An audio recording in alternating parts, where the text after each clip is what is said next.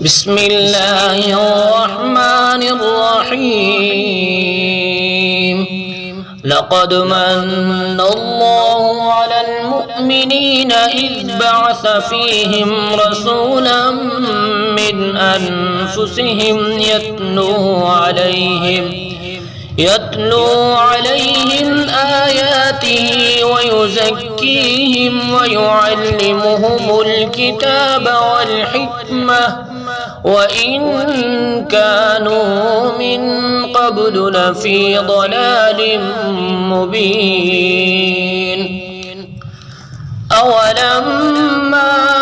أصابتكم مصيبة قد أصبتم مثليها قلتم أنى هذا قل هو من عند أنفسكم إن الله على كل شيء قدير وما أصابكم يوم التقى الجمعان فبإذن الله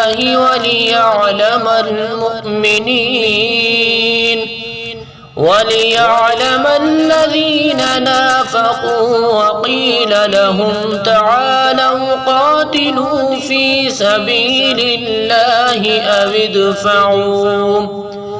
قالوا لو نعلم قتالا لاتبعناكم هم للكفر يومئذ أقرب منهم للإيمان يقولون بأفواههم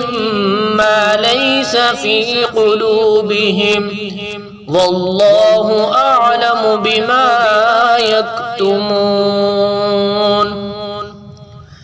الذين قالوا لإخوانهم وقعدوا لو أطاعونا ما قتلوا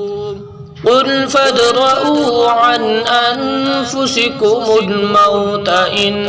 كنتم صادقين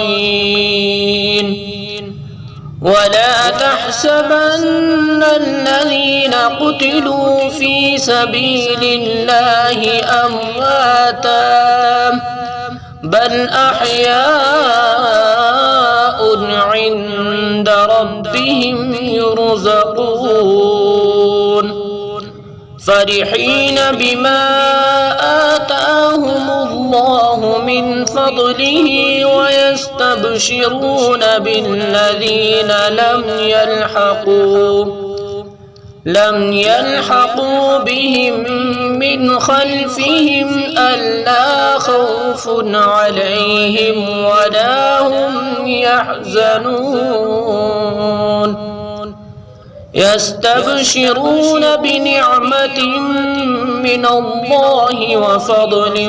وأن الله لا يضيع أجر المؤمنين